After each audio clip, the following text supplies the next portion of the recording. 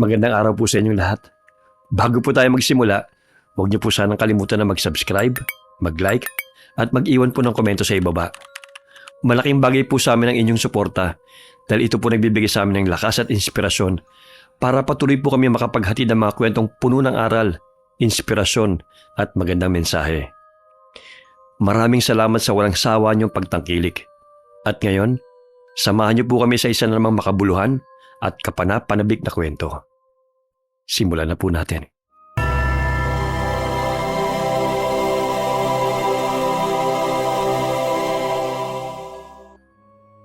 Kanina pa palakad-lakad si Rosana sa loob ng kanyang maliit na kwarto. Panay ang tingin niya sa orasan na nakasabit sa padera. 11:55 na ng gabi. Pinagpapawisan ang kanyang leeg at nanginginig ang mga daliri niya sa tuwing iahakbang niya ang kanyang mga paa.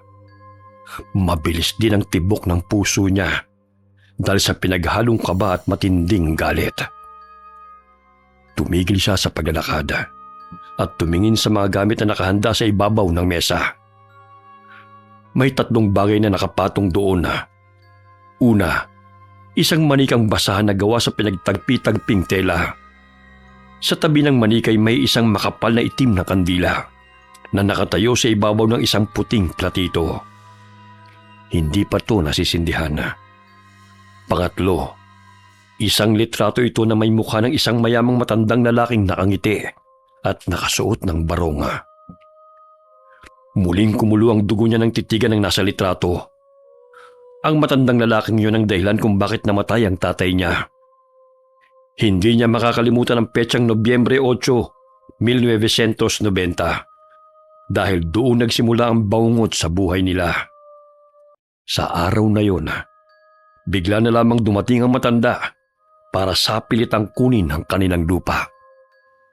Ako may-ari ng lupa na ito. Gagamitin ko na ito ngayon. Kaya lumabas na kayo dyan at gigibay na namin ang inyong barong-barong. Anong gigibain? Hoy, hindi ako papayag. Sige nga, paano naging sa'yo ang lupa na to? May pruweba ka ba? Meron!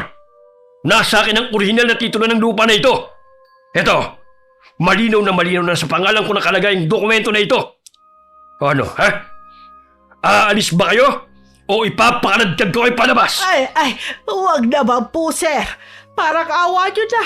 Huwag nyo po kaming palayasin agad-agad. Wala po kami ibang mapupuntahan. Dito na po kami tumanda. Dito na rin lumaki ang mga anak ko.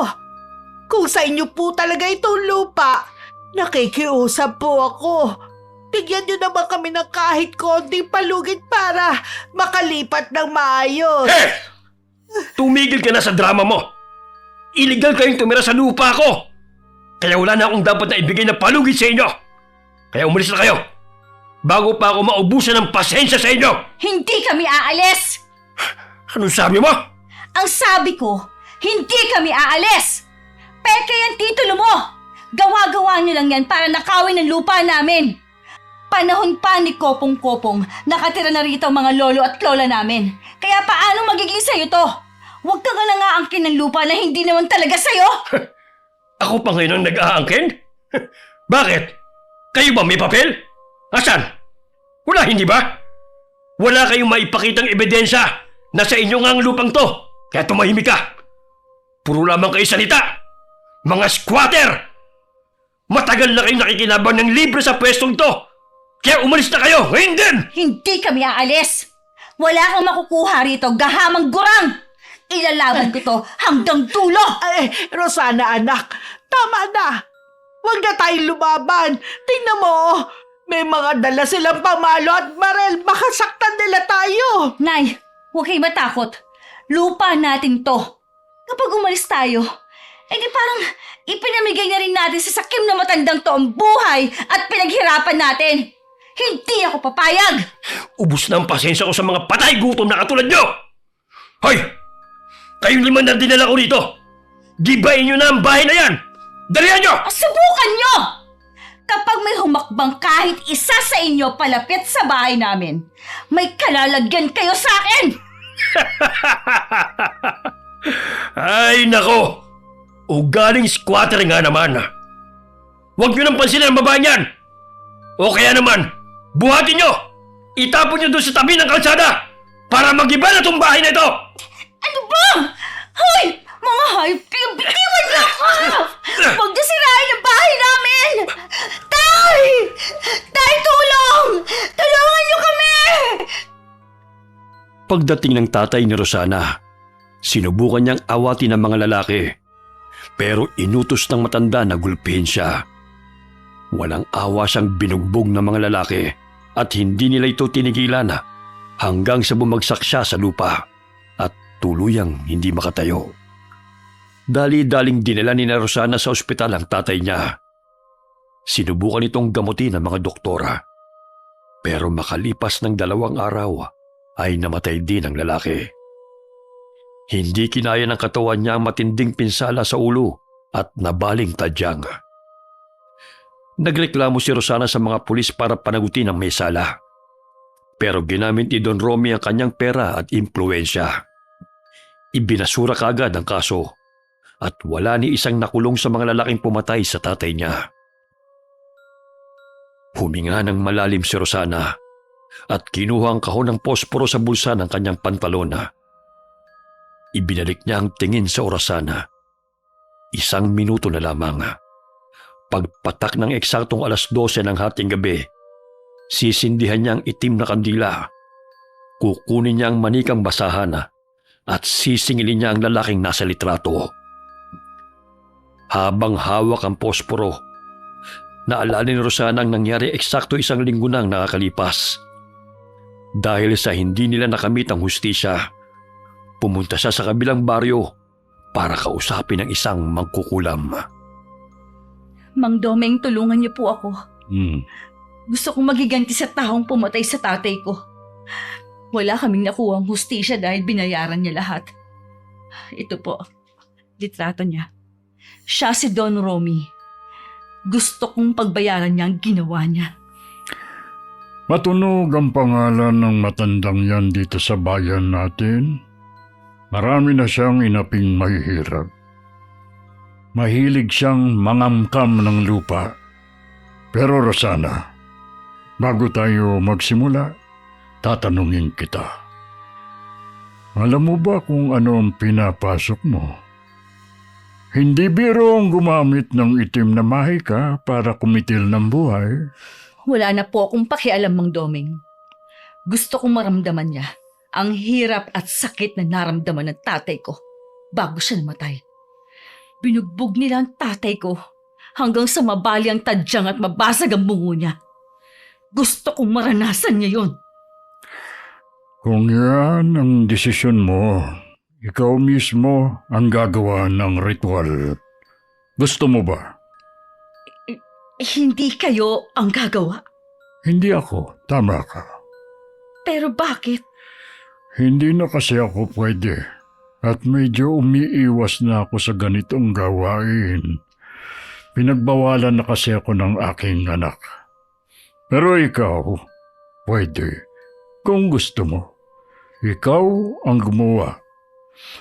Heto ang manika at itim na kandila. Ganun po ba? Paano ho ba ang gagawin? Paano ko siya masisingil gamit ang mga ito? Pagsapit ng 13 ng buwan, eksaktong pagpatak ng 12:00 ng hating gabi, sindihan mo ang itim na kandila. Ipatong mo sa mesa ang litrato ni Don Romy at itong manika. Titigan mo ang litrato niya at ibuhos mo lahat ng galit at puot mo. Kapag ramdam mo ng kumukulo ang dugo mo, kunin mo ang manika at ang mga karayom na ito. Kung anong ginawa ng mga tauhan niya sa tatay mo, gawin mo diyan. Pwede mong pilipitin ang katawan, pukpukin ang ulo, baliin ng mga braso, o ibaon ng madiin ang mga karayom kahit saan mo gusto. Ang bawat pagtusok at pananakit na gawin mo sa manika, dodoble ang sakit na mararamdaman niya sa totoong buhay. Maliwanag po. Gagawin ko po ang lahat ng sinabi niyo. Pero Rosana, Sigurado ka ba talaga sa hiling mo na ito? May mabigat na kabayaran ang paggamit ng sumpa. Kapag nanakit ka gamit ang itim na mahika, may sisingilin at sisingilin ito sa iyo. Hindi lang kaluluwa mo nakataya rito, baka pati mismong buhay mo maging kapalit sa huli. Hindi na pwedeng bawiin kapag nasimulan mo na ang ritual. Buo na po ang loob ko, Mang Doming. Kahit kunin pa ang kaluluwa ko, kahit buhay ko pang maging kapalit pagkatapos nito, buong puso ko pong tatanggapin. Makita ko lang na nagdurusang hayop na Don Romy na yan at mabigyan ko ng hustisyang pagkamatay ng tatay ko. Hinding-hindi po ako aatras. Eksaktong pagpatak ng alas 12 ng hating gabi ng 13 ng buwan. Itinapat ni Rosana ang nagliliyab na posporo sa mitsa ng itim na kandila. Nang magliwanag ang kwarto, tinitigan niya ng maigi ang litrato ni Don Romy. Naalala niyang walang awang pambubugbog sa tatay niya at walang katapusang pag-iyak ng kanyang nanay dahil sa ginawa ng matanda. Naramdaman niya ang matinding galit. Kinuha niya ang manikang basaan sa ibabaw ng lamesa, pati na ang isang mahaba at makapal na karayom. Bumulong siya ng mga orasyon na pabaliktad, gaya ng itinuro ni Mang Doming sa kanya. Kasabay ng pagbulong niya, biglang lumamig ang hangin sa loob ng kanyang maliit na kwarto. Walang pag-aalinlangan niyang itinusok ng madinang karayom sa kanang binti ng manika. Kinaumagahan na, mabilis na kumalat ang balita na naaksidente raw ang matanda sa loob ng opisina nito. Natumba raw siya at bigla na lamang naparalisa ang kanang binti. Dinala kagad siya sa ospital. Pero kahit anong eksaminasyon, wala silang makitang kahit anong medikal na dahilan kung bakit hindi na maigalaw ni Don Romy ang kanyang binti. Sa mga sumunod na araw, hindi mapakali si Rosana. Minanmanan niya ang Don para makita kung gaano ito naghihirap. Tulong! Ang binti ko! Kumikirot na naman! Ang sakit! Hindi ko na kaya! Sige. Sige lang, Don Romy. Sumigaw ka hanggang sa mapaos ka. Namnamin mong sakit. Walang hiya kang matanda ka. Akala mo ba, titigilan kita? Ano ba? Bigyan niyo ko ng gamot! Kahit na anong gamot! Aray! Bakit lalong sumasakit? Ano ba yung ipinahid niyo sa akin? Aray! Ayoko na! Ayoko na! Patayin niyo lang ako! Kung hindi niyo ako magagamot, wala kang kwentang doktor! Yan. Sige. Yan ang gusto kong marinig. Yung mamilipit ka sa sakit hanggang sa hilingin mong mamatay ka na. Nagpatawag ka pa ng doktor ha. Akala mo naman may maitutulong yan sa'yo. Rosana! Anak! Anong ginagawa mo rito? Nay, bakit kayo nandito? Paano nyo na lamang nandito ko? Naglalaba na ako dyan sa kabilang bahay. Kaya naman Pilar, nakalimutan mo na ba? O ikaw ngayon, ba't ka nandito? Saka bakit ka nakatingin dyan sa bahay ni Don Romy? Wala, Nay. Tinitingnan ko lang kung totoo yung chismis na kumakalat sa baryo natin. At totoo nga na nakarma na nga ang gurang na yan. Pakinggan nyo, Nay. Sumisigaw siya sa sakit. Naparalisa raw ang binti nito matapos maaksidente sa opisina niya. Kaya ayan, naghihirap na yan. Ang binti ko! Tanggalin niyo na ang binti ko! Putulin niyo na lang! Sawang-sawa na ako! Hindi ko na talaga kaya! Wala na bang ibang gamot? Diyos ko, nakakaawa naman pala siya. Grabe kung makasigaw. Ibig sabihin Talagang masakit na masakit ang nararamdaman niya. Nakakaawa. Nay, seryoso ba kayo? Naaawa kayo sa taong pumatay sa asawa ninyo? Ako, wala akong nararamdamang awa para sa kanya. Buti nga sa kanya yan. Dapat, mas marami pa siyang maramdamang sakit. Anak, huwag kang magsalita ng ganyan. Oo, alam ko, naiintindihan ko ang galit mo. Pero hindi mo dapat ikatuwa ang paghihirap ng ibang tao. Kahit gaano pa kasama ang ginawa niya sa atin. Masama yung ganyan, anak. Ipaubayan na lang natin sa Diyos ang parusa sa kanya. Nay, inabuso ng taong yan ang pagiging mahirap natin. Sapitan niyang kinuha ang lupa natin. Ipinapatay niya si tatay. Tapos, ipauubayan na lang natin sa Diyos? Kung sa husgado nga nakalusot siya dahil sa pera niya, paano pa kaya sa Diyos? Mabait ang Diyos, Nay. Alam natin kapag umiyak at humingi ng tawad ang matandang yan, patatawarin din siya kaagad. At hindi ako papayag. Tama lang na sumigaw siya sa sakit araw-araw. Dito pa lang sa lupa, gusto kong pagbayaran niya na ng matindi ang paghihirap niya. Lahat ng ginawa niya sa atin! Napatitig na lamang si Nanay Juana sa mukha ni Rosana. Nanlaki ang mga mata niya at hindi siya nakapagsalita sa sobrang gulat sa mga narinig niya. Hindi niya akalain na kayang sabihin yun ng anak.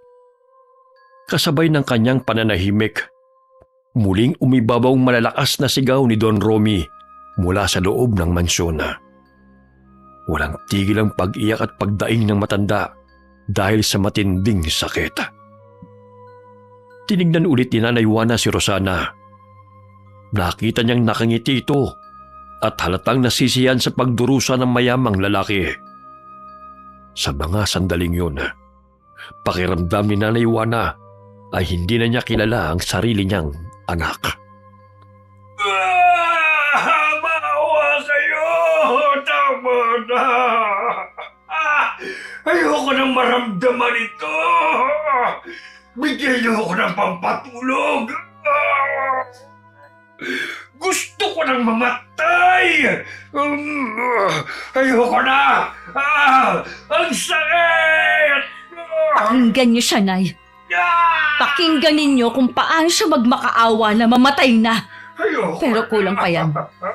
Kulang na kulang pa yan kumpara sa hirap na dinanas si tatay sa ospital bago siya nalagutan ng hininga. Yang nararamdaman niya ngayon, kulang pa yan, Nay.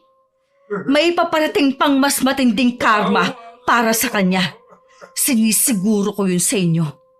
Wala pa tayo sa kalahati ng paniningil. Diyos ko, ano ba yung mga sinasabi mo, anak? Tigilan mo na nga yan. Kinikilabutan ako sa iyo eh. Sa inaasal mong yan. Pakiramdam ko may ginawa kang masama. May kinalaman ka ba rito, ha? Wala. Wala akong ginagawang masama, Nay. Humihingi lang ako ng hustisya. Kung hindi kaya ng batas na parusahan ng hayop na yan, pues sa ibang paraan siya magbabayad. Tama na yan, Rosana. Mabuti pa halika na. Umalis na tayo rito bago pa nila tayo makita. Delikado tayo rito kapag nahuli nila tayo nakatayo rito. Saka, hindi ko na matagal ang pakinggan ng mga sigaw niya. Nakakatakot. Umuwi na tayo ngayon din. Sige, Nay. Uuwi na tayo. Magpahinga ka muna ngayon, Don Romy. Dahil bukas ng gabi, mas matinding sakit ang mararanasan mo. Anong sabi mo? Bakit ka bumubulong? Wala, Nay. Wala naman po ako sinasabi eh. Sige na po, tara na. Habang naglalakad palayo'y biglang naiyakap ni Rosana ang kanyang sarili. Kinikilabutan siya hindi dahil sa takot, kundi dahil sa matinding tuwa. Sigurado na siyang gumagana ang kulam. Pag-uwi nila ng bahay, naging masigla ang dalawa. Lahat ng gawain sa bahay nila, mabilis niyang natatapos. Kahit pagod, hindi natulog si Rosana. Hinintay niya ulit sumapit ang hating gabi para muling gawin ang ritual. Dahil alam niya na kung gaano katindi ang sakit na nararamdaman ng matanda. Nanggigil siya at pinagtutusok ng maraming karayom ang katawan ng manika. At hindi pa siya doon nagtapos. Halos gabi-gabi niya itong ginagawa na para bang wala na siyang kasawaan sa pagpaparusa. Dahil dito, unti-unting bumagsak ang katawan at kalusugan ni Don Romy. Hindi na talaga siya makabangon pa sa kama. Pero kasabay ng paghihirap ng kaaway niyang matanda, napansin din ni Rosana ang pagbabago sa sarili niyang buhay. Nawala na siya ng gana sa pagkain at parang palagi siyang nilalamig. At sa tuwing pinapatay niya ang ilaw para matulog, nagsisimula na siyang makarinig ng mga nakakatakot na bulong mula sa madilim na bahagi ng kanyang kwarto. Rosana.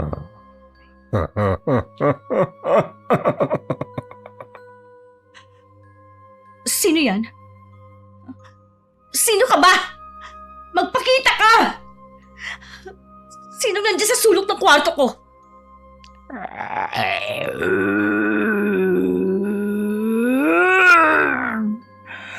Ano? Ano bang sinasabi mo? Magsalita ka nga ng maayos. Hindi kita maintindihan. Lumabas ka riyan! Sabing ka na, Rosana. Hindi! Hindi ako sa inyo! Umalis kayo! Umalis kayo rito! Labayan niyo ako! Ayoko! Alis! Alis sabi! Pinapahirapan mo siya. Gamit kami. Kaya kasama ka na namin. Naghiganti lang ako sa pumatay sa tatay ko! Wala akong ginawang masama sa inyo! Iwanan niyo ako! Lumayas ka! Lumayas ka sa bahay ko ngayon din! Alis!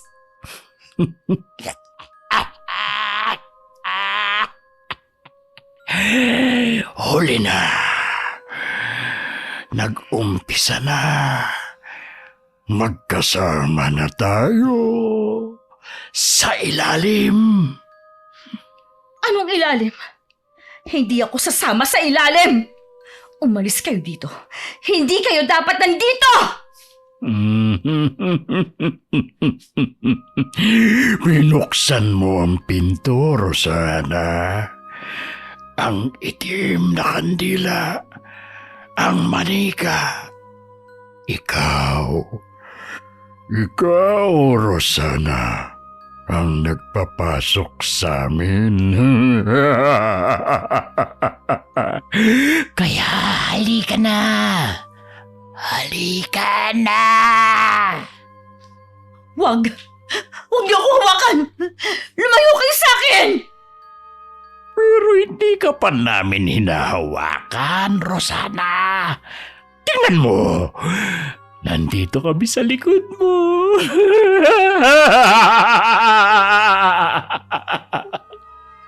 Tama na. Tama na! Napabalikwas ng bangon si Rosana. Hinahabol niya ang kanyang paghinga at basang-basa ng pawis. Isa na namang masamang panaginip. Pero sa pakiramdam ni Rosana, totoong nangyari ang lahat. Sa sobrang dalas nitong mangyari, hindi niya na matukoy kung anong totoo at kung ano ang panaginip. Pagtingin niya sa salamin na nakatapat mismo sa kanyang higaan, natigilan siya sa sarili niyang refleksyon. Tuyot na tuyot at sobrang putla na ng kanyang balat. Ilang araw na rin niyang nararamdaman ang matinding panghihina ng kanyang katawan at unti-unti na rin lumalabo ang kanyang paningin. Naawa siya sa sarili niya, pero mabilis na napalitan ng matinding kaba ang awa na yon nang makarinig siya ng mahinang daing mula sa labas ng kwarto.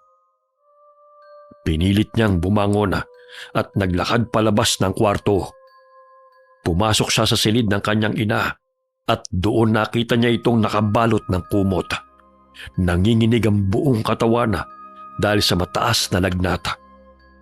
At dito parang napagtanto ni Rosana na hindi lamang pala ang sarili niya ang sinisingin ng itim na mahika, kundi pati na rin ang buhay ng kanyang ina.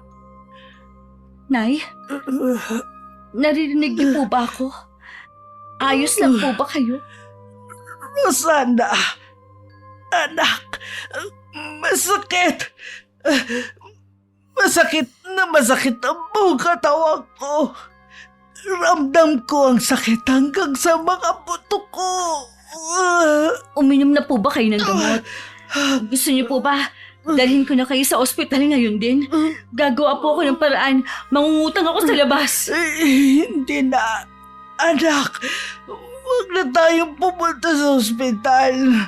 Wala naman tayong pera pambayad dun. Ayos lang ako. Lagnat lang naman ito. Iinom na lang ako ng maraming tubig. Sige po, Nay. Kukuha lang po ako ng maligamgam na tubig at bimpo para mapunasan ko ang noo ninyo. Anak, sandali lang. Huwag ka munang umalis. May sasabihin ako sa iyo. Ano po yun? Anak, alam ko na. Alam ko kung ano ang ginagawa mo sa loob ng kwarto mo tuwing hating gabi. Nay, ano pong ibig ninyong sabihin? Nakita ko, Rosana. Nakita kitang habang nagsasagawa ng ritual. Nakita kita na pinaglalaroan mo ang isang manika ng magkukulam. Bakit, anak? Bakit mo ito ginawa? Gusto ko lang ng hustisya, Nay. Gusto ko magbayad siya. Nabalitaan ko kahapon, Rosana. Malalang malala na ang sakit ni Don Romy. Buhay pa, pero parang bangkay na daw na naaangnas. Hindi pa ba sapat yun nakabayaran sa'yo? Anak, itigil mo na to. Hindi maganda ang ginagawa mo. Wala ito may dudulot na maganda sa buhay natin, anak. Pasensya na po, Nay. Ang Pero- sabi ko, ihinto mo na to. Huwag na matigas ang ulo mo. Tingnan mo ang nangyayari sa'yo. Tingnan mo ang ginagawa ng sumpang yan sa katawan mo. Pati ako, nadadamay na ng itim na mahika mo. Isoli mo na yung mga manikang yan. O kaya naman sunugin mo na ngayon para matapos na ang lahat ng ito. Hindi pwede, Nay. Hindi ko titigil to. Matatapos na nga sumpa kung luluhod siya mismo sa harap ko at magmamakaawa habang umiiyak sa sakit. Pero kung hindi, itutuloy ko to hanggang sa siya ay mamatay. Anak, pakiusap. Mamamatay tayong dalawa sa ginagawa mong yan. Kapalit ng buhay niya ang mismong mga kaluluwa natin. Hindi pinansin ni Rosana ang luhat pagmamakaawa ng kanyang ina. Tinalikuran niya ito at dire-diretsong bumalik sa kanyang silid. Pagkasara ng pintuan, muli siyang humarap sa salamin. Muli niyang tinignan ang kanyang refleksyon sa salamin. Tuyot na ang kanyang balat, maitim ang paligid ng mga mata, at halos wala ng kulay ang kanyang mga labi. Kasabay ng pag-init ng kanyang katawan at paglabo ng kanyang paningin, alam ni Rosana na totoong babala sa kanya ng ina. At doon niya unang naramdaman ng matinding takot. Kahit masama ang pakiramdam, pinilit ni Rosana na lumabas ng bahay para puntahan si Mang Domeng, ang mangkukulam na pinagkunan niya ng itim na kandila at manika. Naabutan niya ang matanda na nakaupo sa tapat ng pintuan nito. Pag-angat ng tingin ni Mang Domeng at makita ang malalang kalagayan ni Rosana, agad siyang napatayo. Huminga ng malalim ang matanda at tumingin sa kanya ng may awa. Mang Domeng, tulungan niyo po ako. Bakit ganito ang nangyayari sa katawan ko? Bakit ako nagkakasakit? Pati ang nanay ko. Hindi na makabangon sa sobrang taas ng lagnat. Ano bang nangyayari sa amin? Pinalaan na kita noong una pa lang, Rosana. Sinabi ko sa iyo, may mabigat na kapalit ng ginagawa mong pambabarang. Lalo na at buhay ang gusto mong bawiin mula kay Don Romy. Pero bakit naman ganito ang kapalit? Akong nagsumpa kay Don Romy. Dapat siya lang ang nakakaramdam ng sakit. Pinarusahan ko lang naman siya dahil sa ginawa niya sa tatay ko eh. Ako ang tama rito. Iha, walang tama sa paggamit ng itim na mahika sa bawat karayom na tinutusok mo sa katawan ng manika. May katumbas na lakas na kinukuha mula sa mismong katawan mo. Ang matinding galit mo ang nagpapagana sa sumpa, pero ang sarili mong dugo at ng mga kasama mo sa buhay ang mukhang magsisilbing bayad sa mga itim na nilalang na tinawag mo. Hindi ko alam na aabot sa ganito ang lahat. Ang sabi ninyo, makakaganti ako.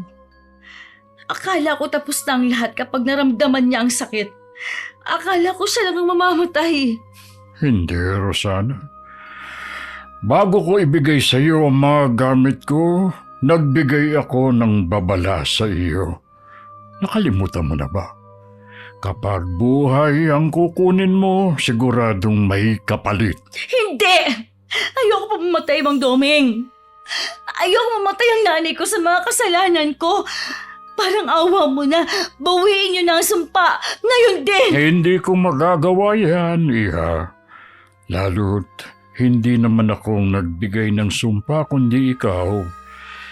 Saka mukhang huli na para bawiin ang nasimulan mo na. Ang mahika ay naisagawa na at hindi lang yan ang pinakamalaking problema mo ngayon. Ano pang problema? Sabihin niyo na po sa akin ang diretsyo. Sa bilis ng pagbagsak ng katawan mo, isang bagay lang ang malinaw. Nalaman ng pamilya ni Don Romy na binabarang siya at mukhang nakahanap sila ng magaling na albularyo para labanan ang barang na ginawa mo. Nilalabanan nila? Paano nila gagawin yon? Ibinabalik nila sa iyong itim na mahika. Ang manggagamot nila ay ginagamit ang sarili mong sumpa para tirahin ka pabalik. Lahat ng sakit na pinadala mo kay Don Romy, dodoblehin nila at ibabato pabalik sa iyo o sa nanay mo.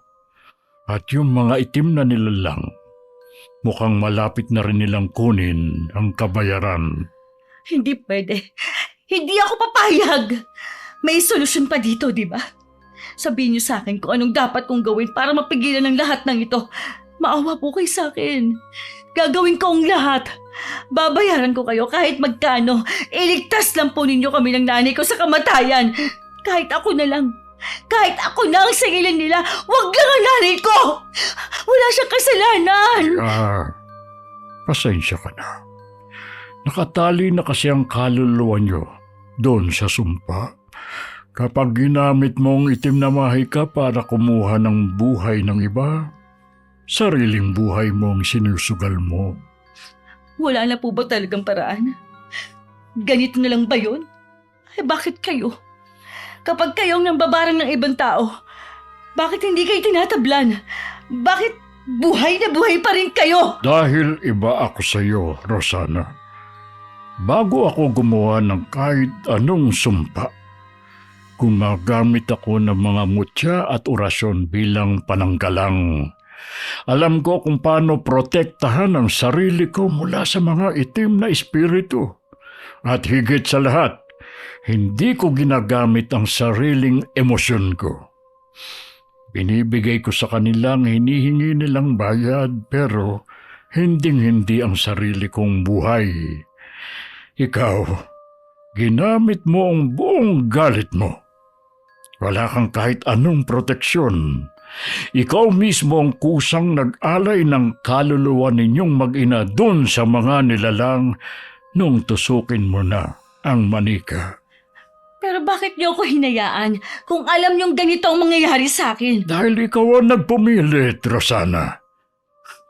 Pinalaan na kita. Sinabi ko na sa iyo ang panganib.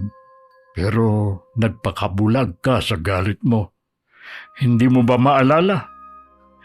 Tinanong kita kung handa ka sa kahit anong pwedeng mangyari at sumagot ka ng oo. Wala akong pinipilit, Iha. Nagbigay lang ako ng pinto. Kayo na ang kusang pumasok. Ngayon, harapin mo ang kahihinatnan ng mga naging desisyon mo. Wala na akong maitutulong sa iyo. Umalis si Rosana sa bahay ni Mang Doming nang umiiyak at litong-lito. Habang naglalakad pa uwi, naalala niyang may isang magaling na albularyo sa kanilang baryo. Siya si Caberto. Kahit nahihiya, dumaan siya sa kilalang albularyo na ito para humingi ng tulong. Pagdating doon, agad siyang lumuhod sa harap ng matanda at nagmakaawa. Tinignan lamang siya ni Apo Berto. Ipiniliwanag nito sa kanya ang pinakamamabigat na katotohanan na walang anumang halamang gamot at walang ritual ang makakapigil sa sumpa kung mananatili ang galit sa puso niya. Ang pot niya ang mismo nagdudugtong sa kaluluwa nilang mag-ina doon sa mga itim na espiritu. Kailangan niyang kusang alisin ang galit sa dibdib at patawarin si Don Romy ng buong puso. Bukod doon, idinini ni Apo Berto na tanging Diyos lamang ang may hawak ng buhay at may kapangyarihang maglinis ng anumang kasalanan. Binigyan siya ng matanda ng isang maliit na bote ng benditadong langis at isang medalyon para sa proteksyon laban sa mga itim na nilalang. Pinagbilinan din siyang magdasal sa may kapal upang humingi ng kapatawaran. Pag-uwi ni Rosana sa bahay, pumasok siya sa kanyang kwarto at kinuha ang manika. Ipinahid niya ang langis sa kanyang mga kamay at isinuot ang medalyon.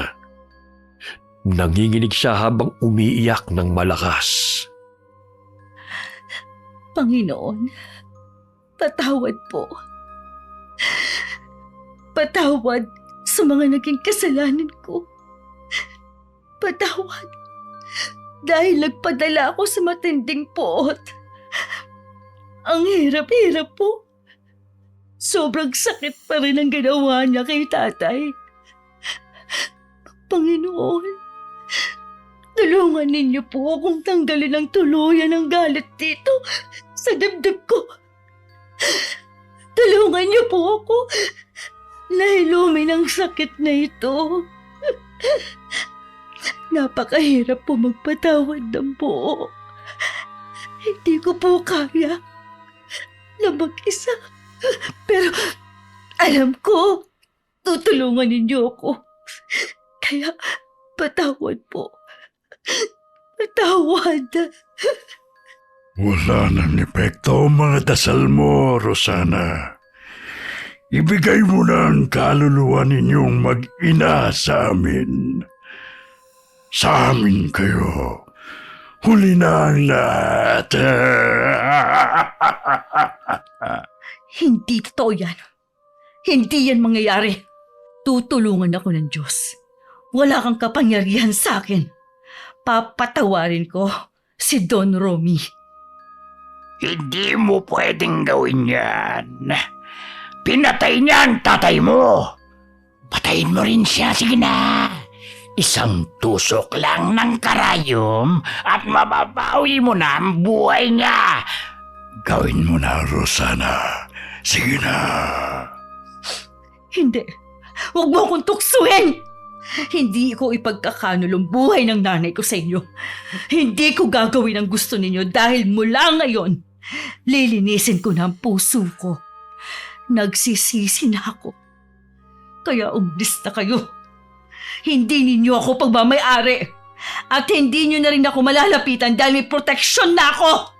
Hindi nyo na magagawa ang gusto ninyo sa akin. Magsisisi ka, Rosana. Hindi mo pwedeng gawin to. Isasama ka namin sa ilalim. Hindi nyo kami madadala sa ilalim. Ang Diyos ang nag-iisang may hawak ng buhay namin ng nanay ko. Hindi kayo! Kaya sa ngalan ng Panginoong Diyos, lumayas kayo! Umalis kayo dito sa bahay namin! Mabilis niyang dinampot ang manika at isa-isang binunot ang mga nakatusok na karayom. At sa bawat hugot niya, isinisigaw niyang pinapatawad niya na si Don Romy. Ibinuhos niya ang lahat ng kanyang emosyon at pilit na tinanggal ang paghihiganti sa kanyang isip. Matapos ibaba ang manika, lumuhod siya sa sahig. Nagsisi siya ng lubos sa pagkuha niya ng bata sa sariling kamay. Nanalangin siya ng taimtim, humingi ng tawad sa Diyos at nagmamakawang iligtas ang buhay nila ng kanyang ina. Pagkabunot niya ng pinakahuling karayom at sa pagtatapos ng kanyang dasala, nawala ang matinding lamig sa loob ng kwarto. Huminto na rin ang mga nakakatakot na bulong sa mga sulok ng bahay. Naging tahimik ang buong paligid at nakaramdam siya ng matinding gaang ng dibdib. Pinunasan niya ang kanyang mga luha at mabilis na lumabas para puntahan si Nanay Juana. Pagpasok niya sa kabilang silid, nakita niyang maayos na ang paghinga ng kanyang ina. Tahimik itong natutulog at wala nang mataas na lagnat. Sa sandaling yun, alam na ni Rosana na nakatakas na siya sa sumpa na siya rin ang may gawa. Lalo't pinili niyang magpatawad at magtiwala sa Diyos. Hindi naging biglaan ang paggaling nilang mag-ina. Ilang araw din silang nanatiling mahina. Pero ang mahalaga ay hindi na lumala ang kalagayan nila, lalo na si Nanay Juana. Araw-araw nagdasal si Rosana. Patuloy siyang humingi ng awa sa Diyos hanggang sa tuluyang manumbalik ang lakas ng kanilang mga katawan. Makalipas ang ilang linggo, naging malino na muli ang paningin ni Rosana at bumalik na ang natural na kulay ng kanyang balat. Kaya na ring tumayo at maglakad ni Nanay Juana sa loob ng bahay. Ligtas na sila. Niyakap ng mahigpit ni Rosana ang kanyang ina. Nakawala sila sa bingit ng kamatayan, hindi lamang dahil sa proteksyon na ibinigay ng albularyo, kundi dahil sa tunay na pagpapatawad at buong pusong pagbabalik loob sa Diyos. Nang tuloy na silang gumaling, kinuha ni Rosana ang manika, itim na kandila at ang litrato ng Don. Kaagad niya itong sinulog sa likod ng kanilang bahay. Habang pinapanood niya ang abong tinatangay ng hangin, doon niya napagtanto na walang mabuting idinulot ang kanyang matinding galit at ang paggamit ng itim na mahika para makaganti. Naintindihan niya na kapag gumawa siya ng masama sa ibang tao, siya rin ang sisingilin at magbabayad sa huli. At ang pinakamasakit doon, muntik pang madamay ang sarili niyang ina. Naging malaking aral kay Rosana na hindi kailanman magiging solusyon ang paghihiganti para itamang pagkakamali ng iba. Wakas. Okay, sana po nagustuhan niyo ang kwento namin ngayon. Shoutout po tayo kay Rocky Manuge. Hi kay Josie Aniban from Bantayan Island, Cebu City. Hi kay Consolacion Alvarez, greetings coming from Analiza Diga. Hi kay Elizabeth Dunca from Texas, USA. Shoutout kina Maricel Cordero, Miss Eds, Lydia, Marian, Rhoda, Marian, Rachel, Trixie, at Crystal from GH Family of Caloocan. Shoutout kina Pauline, Pampam, Fatima, Patricia, Laika, Paul, and Rebecca. Shoutout din sa Fernandez family from Pangasinan and kay Helen Fernandez from Cainta, Rizal. Shoutout kina Jamie and Remark Vallejos from Cavite. Shoutout sa Buendia family kina Billy Ray, Jenny May, Ray Buendia, at kay Lucy Buendia ng Nueva Ecija. Hi kay Cheryl Vertudazo from Bahrain. Kumusta na rin po sa lahat ng kababayan natin dyan sa Bahrain? Mabuhay po kayong lahat dyan. Shoutout kay Nonilyn and Daniel. Ganon din sa Ocampo family at Parco family. Shoutout sa Guevara family at kay Marilor Guevara. Hi kay Sheila May Casensas and Claudia Supang from Macau, China. Kamusta na rin po sa lahat ng mga kababayan natin dyan sa China? Mabuhay po kayong lahat. Hi kay Ann Fuentes from Dubai. Shoutout sa Aruta family and Begonia family from Caprino Valiches. Greetings coming from Mary Joyce Almero. Hi kay Gina Antraque Peñas. Shoutout sa Gugo family and kay Almira Guam from Saudi Arabia. Kumusta na rin po sa lahat ng mga Pinoy dyan sa Saudi? Mabuhay po kayong lahat. Alright, kung nagustuhan niyo po ang kwento namin yon, sana po huwag niyo pong kalimutan na mag-subscribe, mag-like at mag-comment po. Malaking tulong po ang inyong suporta para magpatuloy po ang aming channels. Muli po, marami pong salamat sa inyong lahat and God bless all of you. Nangangampam-bam-bam parampam. Nangangamkam na. Ipitin mo. Nangangamkam. Nangangamkam. Nangangamkam. Nangangamkam. Nanganggang na! Nangangamkam na siya mga kaibigan. Nangangamkam. Oh! Sindihan mo ang ilim. Ang bawat pagtusok at pananakit na gawin mo sa manika.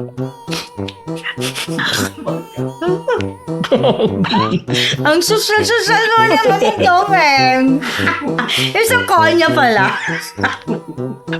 Namani ka naman kukulam. Sorry gawa talaga. Ang sigarilyo.